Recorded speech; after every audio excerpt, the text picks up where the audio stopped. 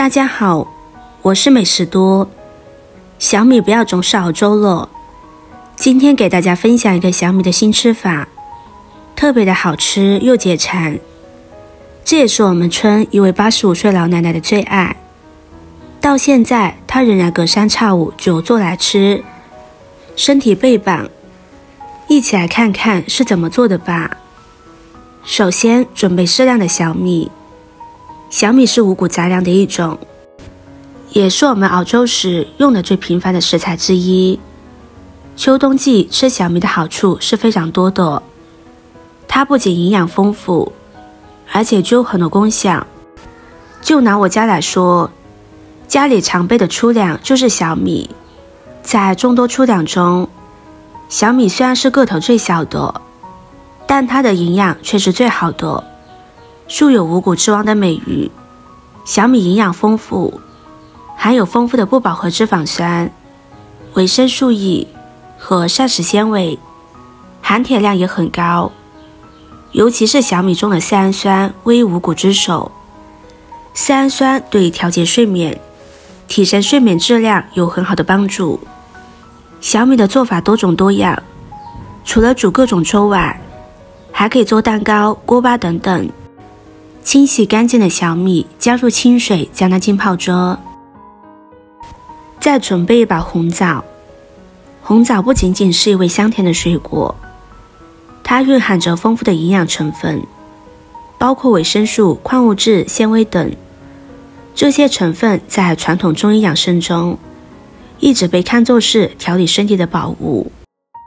准备好的红枣放入大碗中，加入清水将它清洗干净，洗去表面的灰尘杂质。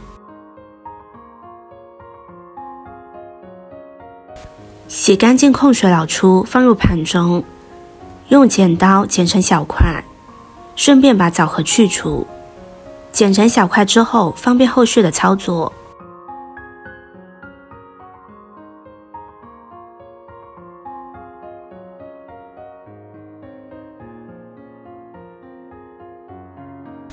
再准备适量的黑芝麻。俗话说不要一堆，不如芝麻一把。其实关于黑芝麻的说法还有不少，比如黑芝麻能补钙，含钙量比牛奶还高。黑芝麻含花青素，不仅抗癌，还能防衰老。由此可见，芝麻的营养很高，平时我们可以多吃一些，用它来做各种糕点也是很不错的，营养高又美味。接着将小米放入榨汁机中，再把红枣也加进来，里边加入足量的清水，然后将它打成米糊。接着在碗中加入适量的面粉，面粉的多少根据自己的喜好来准备就可以。再把黑芝麻倒进来，用筷子搅拌均匀。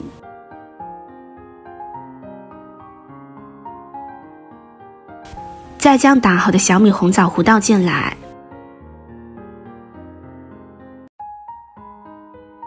用筷子搅拌均匀。朋友们、家人们，视频看到这里了，麻烦您动动您发财的小手，帮忙点一个免费的 like。 对您来说只是举手之劳，对我来说可以高兴的睡不着觉。现在这个视频就辛苦您点赞转发一下吧，非常感谢大家的支持和鼓励。将它搅成面絮状之后，再下手揉成一个光滑的面团，就揉成这样，然后将它整理一下，抽成一个长条。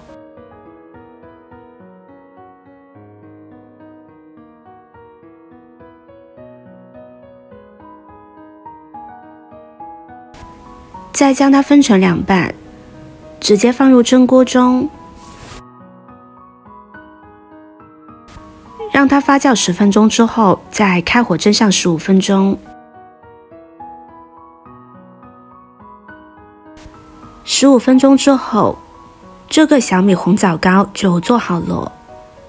我们将它取出来，切成小块，装入盘中就可以美美的享用了。这个小米红枣糕，只要你吃上一次，就会经常做。都是食材本身的香甜，非常的好吃，口感细腻微甜，而且自己在家做，没有任何添加剂，非常的安全。